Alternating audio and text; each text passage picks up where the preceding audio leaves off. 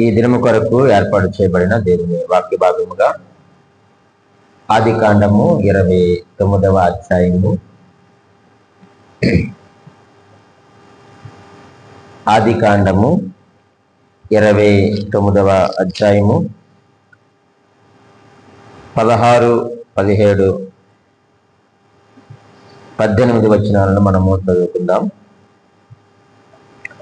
లాబానుకి 2 కుమార్తెలుండేరి. వారిలో పెద్దదాని పేరు లేయా, చిన్నదాని పేరు రాహేలు.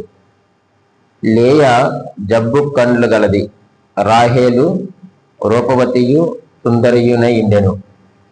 యాకోబు రాహేలును ప్రేమించి, నీ చిన్న కుమార్తె అయిన రాహేలు కోసము నీకు 7 సంవత్సరములు కొలువు చేసేదనెను. దేవుడు తన పరిశుద్ధ వాక్యమును మన వినికిడిలో దీవించి ఆశీర్వదించును గాక. ప్రభువునందు ప్రియమైన దేవుని సంగమా, ఈ చదివిన లేఖన భాగములో నుండి కొన్ని విషయాలు మనము ఆత్మదేవుని సహాయంతో మనము నేర్చుకుందాం. ఈ చదివిన లేఖన భాగంలో మనకు ఒక కుటుంబము కనిపిస్తా ఉంది. ఎవరు ఆ కుటుంబము అనంటే, ఎవరి కుటుంబం అండి? అది లాబాను యొక్క కుటుంబము. లాబానుకు ఎంతమంది కుమార్తెలు? 2 కుమార్తెలు. మరి లాబానుకు కుమారులు లేరా అంటే ఉన్నారు, కుమారులు కూడా ఉన్నారు. కానీ వారు ఎంతమంది అన్నది మనకు తెలియదు. కానీ కుమారులు మాత్రము ఉన్నారు. కుమార్తెల గురించి చాలా చక్కగా మంచి వివరణ అక్కడ ఇవ్వబడింది. అయితే ఆ యొక్క కుటుంబం దగ్గరికి ఒక వ్యక్తి వచ్చాడు. ఎవరు ఆ వ్యక్తి అనంటే యాకోబు కదండి. యాకోబు లాబాను ఇంటికి వచ్చాడు. ఎక్కడి నుండి వచ్చాడు అనంటే, కనాను నుండి బయలుదేరి పద్దనరాముకు వచ్చాడు. ఎందుకు రావాల్సి వచ్చింది అక్కడికి అనంటే, మనము 28వ అధ్యాయములో 1వ వచనములో మనం చూస్తే, ఇస్సాకు యాకోబును పిలిపించి, నీవు కనాను కుమార్తెలలో ఎవతిను వివాహము చేసుకొనకూడదు. నీవు లేచి పద్దనరాములోనున్న నీ తల్లికి తండ్రి అయిన బెతూయేలు ఇంటికి వెళ్ళి, అక్కడ నీ తల్లి సహోదరుడు లాబాను కుమార్తెలలో ఒక దానిని వివాహము చేసుకునమని అతనికి ఆజ్ఞాపించి, ఈ మాటను మనం చదివి ఉంటున్నాం. అంటే ఇప్పుడు యాకోబు లాబాను ఇంటికి ఎందుకు వచ్చాడయ్యారంటే, వివాహము కొరకు వచ్చాడు. తన యొక్క కుమార్తెని వివాహము చేసుకోవడానికి వచ్చాడు. సరే, మంచిది. రాగానే లాబాను యొక్క కుమార్తెలు ఎవరో మనకు తెలుసు. ఆ 2 కుమార్తెల్లో ఎవరిని ప్రేమించాడు అంటే రాహేలును ప్రేమించాడు. రాహేలును ప్రేమించి ఏమన్నాడంటే, నేను నీ కుమార్తెని నేను పెళ్లి చేసుకుంటాను. అయితే నీ కుమార్తె కొరకు నేను ఏం చేస్తాను, 7 సంవత్సరములు కొలువు చేసేదనని చెప్పి ఉంటున్నాడు. మంచిది. ప్రియమైన దేవుని సంగమా, ఈరోజు మనము రాహేలు జీవితంలో నుంచి కొన్ని విషయాలు మనము ధ్యానం చేసుకుందాం. రాహేలు జీవితంలో నుంచి కొన్ని విషయాలు మనము ధ్యానం చేద్దాం. యాకోబు లాబాను దగ్గరికి వచ్చారు. వచ్చి తన కుమార్తెను ప్రేమించి, తన కుమార్తె కొరకు 7 సంవత్సరములు కొలువు చేయడానికి ఇష్టపడతా ఉన్నాడు.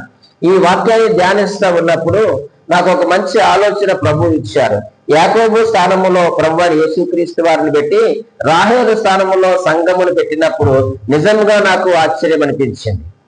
ఒక లోకానుసారమైనటువంటి ప్రేమ కొరకే మరి యాకోబు 7 సంవత్సరములు కొలువు చేసి తను సొంతం చేసుకోవడానికి ప్రయత్నం చేశాడే, మరి పరమ తండ్రి అయినటువంటి దేవుడు తన కుమారుడు యేసుక్రీస్తు వారిని లోకంలోనికి పంపించి, వధువు సంఘమైనటువంటి మనల్ని ప్రేమించి మనల్ని తన సొత్తుగా చేసుకోవడానికి ఆయన అనేక సంవత్సరాలు మన కొరకు ఏం చేశారు చెప్పండి? కొలువు చేశారు. ప్రియమైన వారులారా, ఎంతగా కొలువు చేశారనంటే, ఎఫెసీయులకు రాసిన పత్రిక 5వ అధ్యాయం 5వ అధ్యాయము 27వ వచన ప్రకారముగా చూస్తే, యేసు సంఘమును ప్రేమించి, యాకోబు రాహేలును ప్రేమించినట్లుగానే యేసుక్రీస్తు వారు సంఘమును ప్రేమించి, సంఘము కొరకు తను తాను ఏం చేశాడట? అప్పగించుకున్నాడట. సంఘము కొరకు తను తాను అప్పగించుకున్నాడు. సంఘము కొరకు ఆయన కొలువు చేస్తాడు. ఆయన చేసినటువంటి కొలువు చాలా భారభరితమైనటువంటి కొలువు చేశాడు. ఆయన ఎంతో శ్రమ పడ్డాడు. ఆయన ఎంతో సహించాడు. ఆయన ఎందుకో చెప్పమంటారా? ఈ సంఘం అనేటువంటి వధువును పెళ్లి చేసుకోవడానికి, ఈ వధువును వివాహము చేసుకోవడానికి యేసుక్రీస్తు వారు తన్ను తాను అప్పగించుకున్నారట. తన ప్రేమ కొరకు, తను ప్రేమించిన ఆ సంఘము కొరకు యేసుక్రీస్తు వారు అప్పగించుకున్నారు. ప్రియమైన వర్లరా, ఆనాడు యాకోబు రాహేలును ప్రేమించడానికి కారణాలు చాలా ఉన్నాయి. ఈరోజు యేసుక్రీస్తు వారు మనల్ని ప్రేమించడానికి చాలా కారణాలు ఉన్నాయి.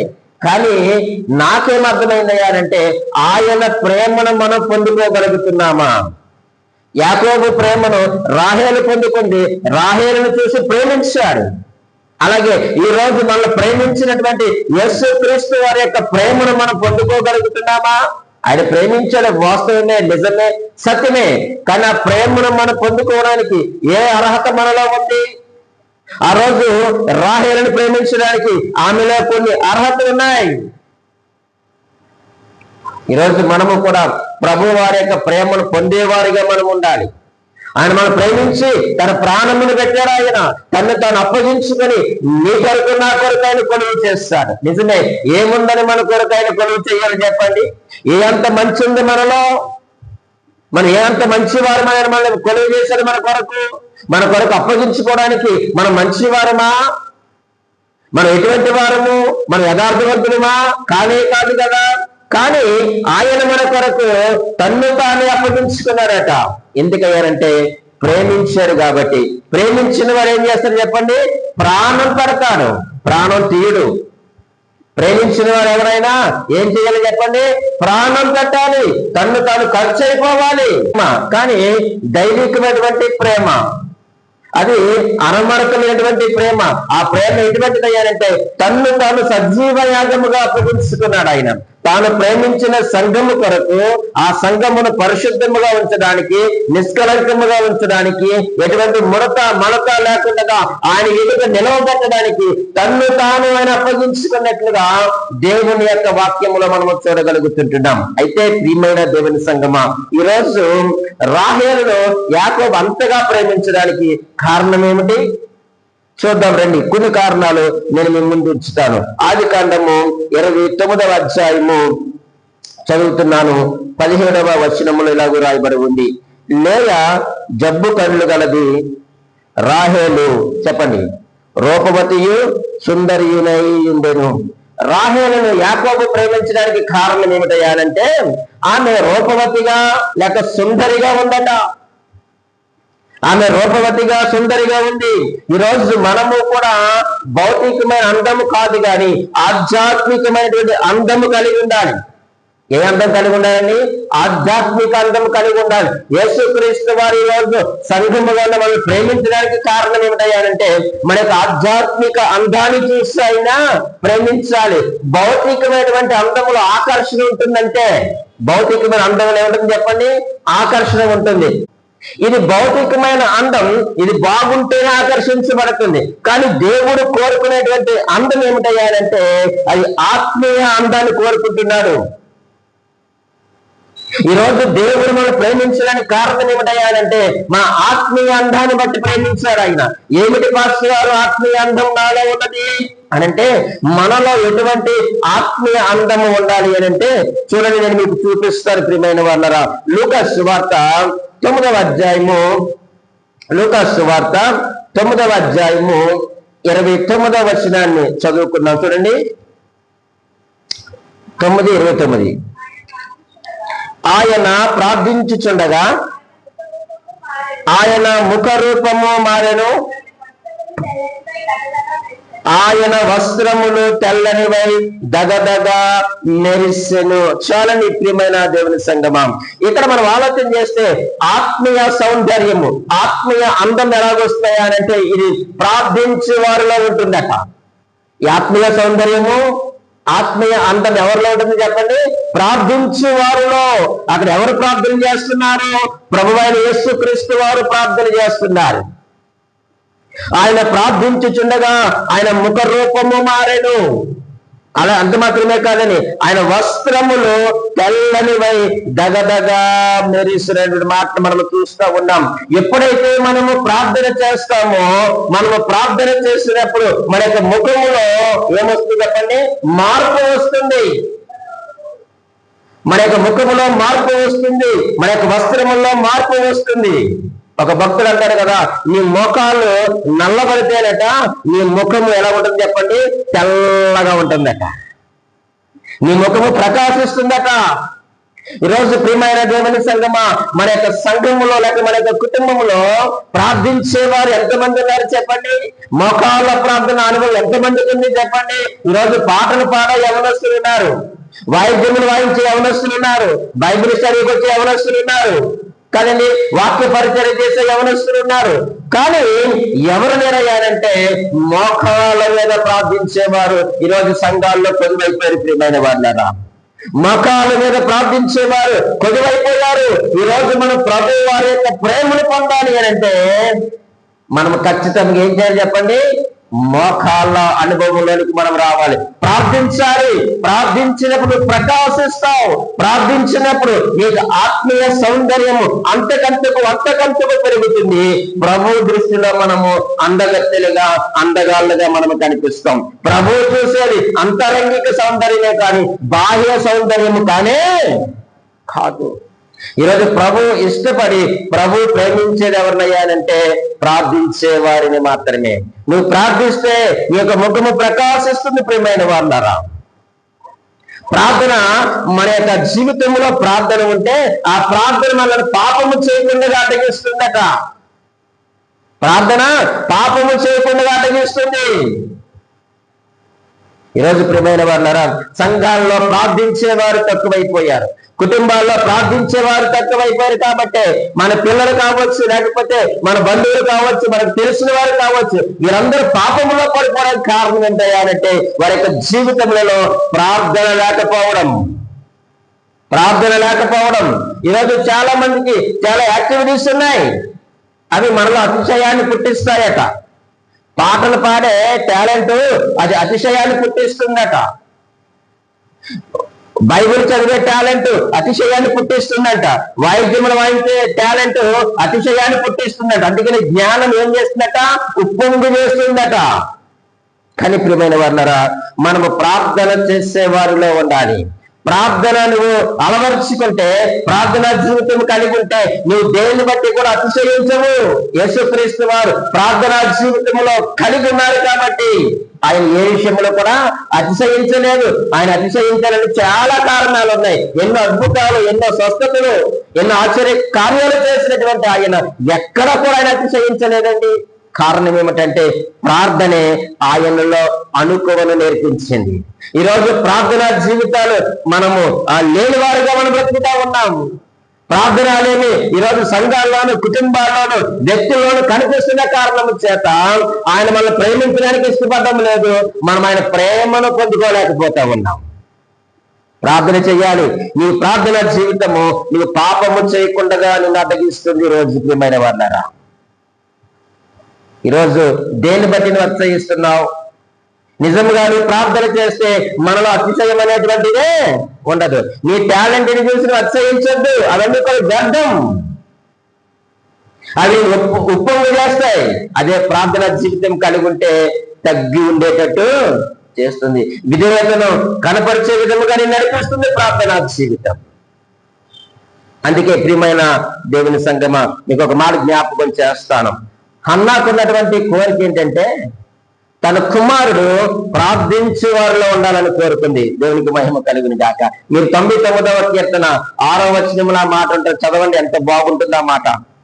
99వ వచనము 6వ అధ్యాయము 99వ కీర్తన, క్షమించాలి, 99వ కీర్తన 6వ వచనంలో ఈ మాట రాయబడి ఉంది. చూడండి, ఆయన యాజకులలో మోషే అహరోనుడి ఆయన నామమును బట్టి ప్రార్థన చేయవారిలో సమూయేలు ఉండెను. వారు యెహోవాకు మొర్రపెట్టగా ఆయన ఉత్తరం ఇచ్చెను. ప్రియమైన తల్లులారా, తండ్రులారా, ఈరోజు నీ కుమారుడు, నీ కుమార్తె పేరు ఎక్కడ ఉండాలని కోరుకుంటున్నావు? 10th క్లాస్కి వస్తే ఫ్లెక్సీలో మన ఫోటో మన పేరు ఉండాలని మనం కోరుకుంటాం మన పిల్లలకి. ఇంటర్మీడియట్కి వస్తే నా కొడుకు పేరు లేకపోతే నా కుమార్తె పేరు మారుమ్రోగు పోవాలి, ఫ్లెక్సీలో మొట్టమొదటి పేరు ఫోటో నా కుమార్తెది నా కుమార్తె ఉండాలని కోరుకుంటున్నాం. కానీ లేకపోతే ఉద్యోగం చేస్తే అలాంటి ఉద్యోగం కాదు, వాళ్ళ అన్నయ్య కంటే మంచి ఉద్యోగం, వాళ్ళ డాడీ కంటే మంచి ఉద్యోగం సంపాదించుకొని ఉన్నతమైన స్థాయిలో ఉండాలని కోరుకుంటున్నారు. కోరుకోవద్దని నేను అనడం లేదండి, ఇది మంచిదే. కానీ మొదట నీ కుమారుడు నీ కుమార్తె ఏ లిస్ట్ లో ఉండాలి చెప్పండి? పేరు ప్రార్థించే వారి లిస్ట్ లో పేరు ఉండాలి. అదే కోరుకుంది హన్నా. ఆయన నామమును బట్టి ప్రార్థన చేయు వారిలో సమూయేలు ఉండడు. సమూయేలు ప్రార్థనాపరుడిగా మనకు కనిపిస్తున్నారు. వారు యెహోవాకు మొర్ర పెట్టగా ఆయన వారికి ఉత్తరం ఇచ్చినారు. వారు ప్రార్థన అంగీకరించారు. జవాబు పొందుకొని ప్రార్థన చేయనటువంటి ప్రార్థనాపరుడు ఎవరయ్యారంటే సమూయేలు. దానికి కారణం ఎవరు చెప్పండి? వాళ్ళ అమ్మ, వారి తల్లి. మందిరంలో విడిచిపెట్టిన వెంటనే వాడు అక్కడనే మొక్కినటువంటి మాట మనం చూస్తూ ఉన్నాం. నిజమేనండి, ఆ యొక్క షిలోహు ప్రార్థనా మందిరంలో ఉన్నటువంటి యాజకులైనటువంటి 7 కుమారులు దేవుని సేవ చేయవలసిన వారు, దేవుని సన్నిధిలో ప్రార్థించవలసిన వారు పాపం చేసి పాపంలో బ్రతుకుతూ ఉంటే అదే మందిరంలో అదే ఆలయమైనటువంటి సమూహాలు మాత్రం ఏం చేస్తున్నారు చెప్పండి? ప్రార్థన చేస్తూ తన యొక్క జీవితాన్ని ప్రభువుకు సమర్పించుకున్నట్టుగా మనం చూస్తూ ఉన్నాం. యాజకుల పిల్లలు ప్రార్థన మానేసి యాజకుల కుమారులు పాపము చేస్తున్నటువంటి ఆశ్రమంలోనే సమూయేలు ప్రార్థనాపరుడిగా ఎదిగినట్లుగా మనం చూస్తూ ఉన్నాం. ఆయన ఉన్నంత కాలము ఫిలిష్తీ ఎప్పుడూ కూడా ఇశ్రాయేలీయులను కన్నెత్తి కూడా చూడలేదు. దేవునికి మహిమ కలుగులేదు. దానికి కారణం ఏంటో చెప్పంటారా? సమూయేలు ప్రార్థన. సమూయేలు ప్రార్థన ఒక దేశాన్ని రక్షించగలిగింది, ఒక దేశానికి విజయాన్ని ఇవ్వగలిగింది సమూయేలు ప్రార్థన. ఈ రోజు నీ ప్రార్థన నీ కుటుంబానికి నీ వ్యక్తిగత జీవితానికి విజయాన్ని చేకూర్చుదా? నీ ప్రార్థన నీ కుమారులకు నీ కుమార్తెలకు భద్రతనివ్వదా? కానీ ఏది రోజు నీలో నాలో లేదు ప్రార్థనా జీవితం, ప్రార్థన అనుభవం పిల్లల్లో ఎలా వస్తుంది చెప్పండి? కానీ హన్నా కోరుకుంది ఏమిటంటే నా కుమారుడు ప్రార్థించే వారిలో ఉండాలి. ఎస్, ఆమె ప్రార్థించినట్లుగా ఆమె కోరుకున్నట్లుగానే దేవుడు అట్టి సహాయం చేస్తాడు. కాబట్టి ఆయన సమూయేలు ఒక మంచి పరిచారకుడు, ఒక మంచి ప్రవక్త, ఒక మంచి దైవజనుడు, ఒక మంచి న్యాయాధిపతిగా ఎన్నో గొప్ప ఆధిక్యతలు సమూయేలుకి దేవుడు ఇచ్చాడు. కారణం ఏంటంటే చిన్ననాటి నుంచి ఆయన ప్రార్థించాడు. ప్రార్థిస్తే నీ యొక్క ముఖము ప్రకాశిస్తుంది, ప్రార్థిస్తే నీ వస్త్రాలు ప్రకాశిస్తాయి, ప్రార్థిస్తే నీ ప్రవర్తన ప్రకాశిస్తుంది, ప్రార్థిస్తే నీ మాటలు ప్రకాశిస్తాయి, ప్రార్థిస్తే నీ చూపు ప్రకాశిస్తుంది, ప్రార్థిస్తే నీ నడత ప్రకాశిస్తుంది, ప్రార్థిస్తే నీ బ్రతికే ప్రకాశిస్తుంది.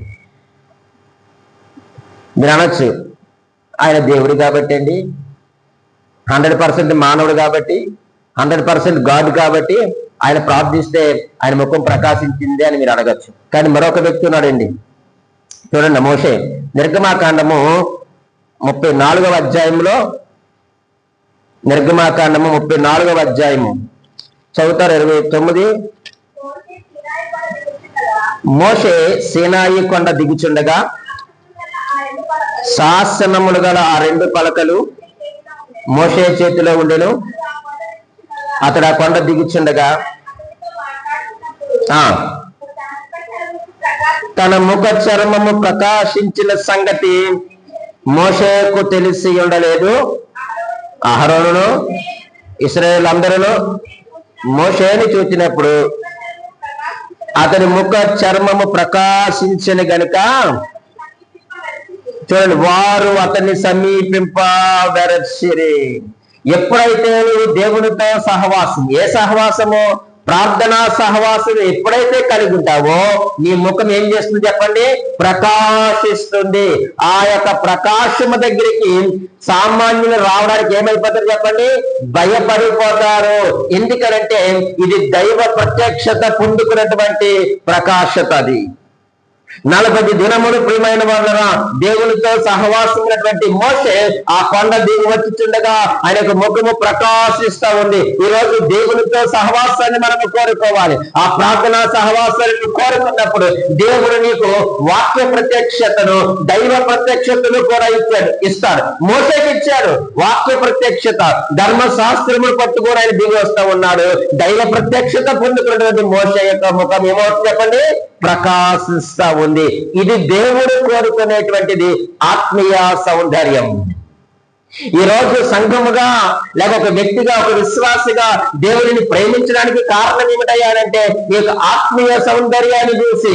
ఏమిటండి ఆత్మీయ సౌందర్యం అంటే? ప్రియమైన వాళ్ళరా, ప్రార్థన చేసే వారిలో మనము ఉండాలి. ప్రార్థించేవారిగా మనం ఉన్నప్పుడు ఆయన నిన్ను ప్రేమిస్తాడు.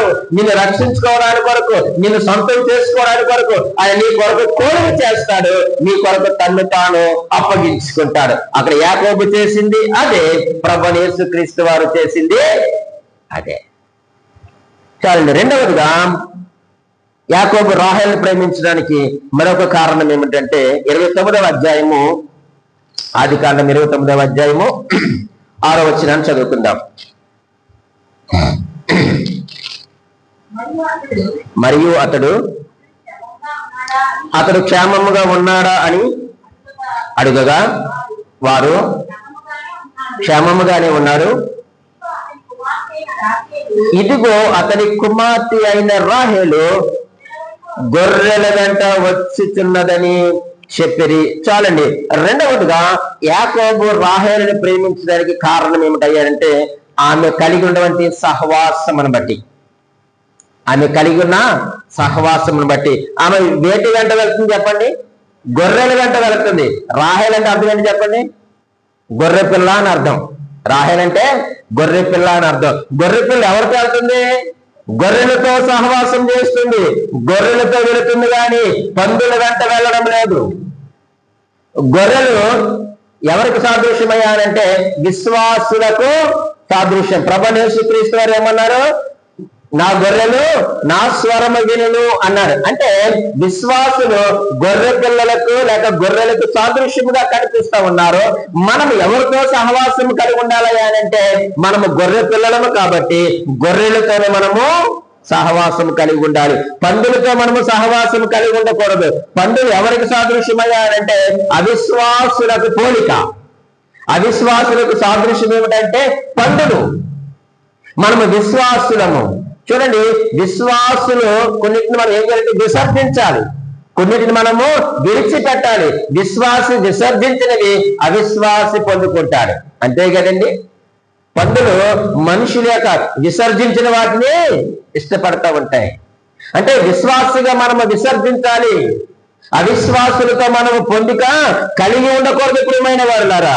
అందుకే రోమిలకు రాసిన పత్రిక మీరు రాసుకోండి, తీయద్దు కానీ రోమిలకు రాసిన పత్రిక 13వ అధ్యాయము 12 నుంచి 14 వచనాలు మనం చూస్తే అక్కడ విశ్వాసి విసర్జించవలసిన వాటి గురించి రాస్తా ఉన్నాడు. విశ్వాసి విసర్జించవలసిన వాడి గురించి రాస్తున్నాడు. అలాగే కొలసీలకు రాసిన పత్రిక 3వ అధ్యాయము 5 నుండి 9 వరకు మనం చూస్తే అక్కడ కూడా విశ్వాసి విసర్జించవలసిన వాటినే తెలియజేస్తూ ఉన్నాడు. మూడవదిగా తీతు పత్రిక 2వ అధ్యాయము 3వ వచనంలో కూడా విశ్వాసి విసర్జించవలసిన వాటిని తెలియజేస్తూ ఉన్నాడు. విశ్వాసిగా నువ్వు విసర్జించాలి, విడిచిపెట్టి నువ్వు గొర్రెలతో సహవాసము కలిగి ఉండాలి. రాహేలు తన యొక్క మందుతో చక్కని సహవాసము కలిగి ఉన్నట్లుగా మనం చూస్తూ ఉన్నాం ప్రియమైన వారులారా. ఒకవేళ కనుక మనము అవిశ్వాసులతో సహవాసం చేస్తే వాడు చేసే పనులు మనకు చెయ్యాలనిపిస్తాయి. అవిశ్వాస చేసే పనులు ఏంటి చెప్పండి?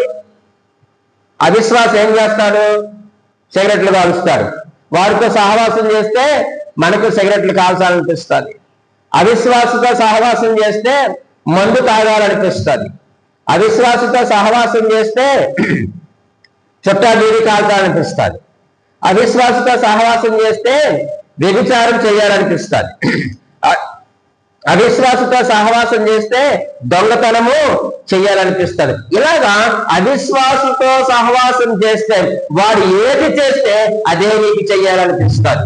ఉదాహరణకు తప్పిపోయిన కుమారుడు ఎవరితో సహవాసం చేశాడు? పందులతో సహవాసం చేశాడు. ఇప్పుడు పందులతో సహవాసం చేసినటువంటి కుమారుడు ఏమి తినాలనుకున్నాడు? అంతే మరి, నీ పందులతో సహవాసం చేస్తే పందులు తినేది తినాలనుకుంటావు. అన్యులతో సహవాసం చేస్తే, అనగా ప్రభు ఎరగని వారితో సహవాసం చేస్తే వారు చేసే పనులు చేస్తావు, వారు వెళ్ళే స్థలాలకు నువ్వు వెళ్తావు. కాబట్టి నీ సహవాసం ఎవరితో ఉండాలయ్యారంటే దేవునితో. యోహాను రాసిన మొదటి పత్రిక చూడండి, యోహాను రాసిన మొదటి పత్రిక మొదటి అధ్యాయము, యోహాను రాసిన మొదటి పత్రిక మొదటి అధ్యాయము 3వ వచనములో ఎలాగూ రాయబడి ఉంది, మాతో కూడా మీకును సహవాసము కలుగునట్లు మేము చూచిన దానిని వినిన దానిని మీకును తెలియజేయుచున్నాము. చూడండి, మన సహవాసమైతే తండ్రితో కూడాను ఆయన కుమారుడైన యేసుక్రీస్తుతో కూడాను ఉన్నది. నీవు పిలువబడ్డావు, నీవు వాక్యం ద్వారా కడగబడ్డావు, నీవు క్రీస్తు రక్తం ద్వారా నువ్వు కడగబడ్డావు కాబట్టి, కొనబడ్డావు కాబట్టి నీవు నా సహవాసం అవుతానంటే మన సహవాసం అయితే తండ్రితో కూడాను అలాగే ఆయన కుమారుడైన యేసుక్రీస్తు వారితో మన సహవాసం ఉండాలి.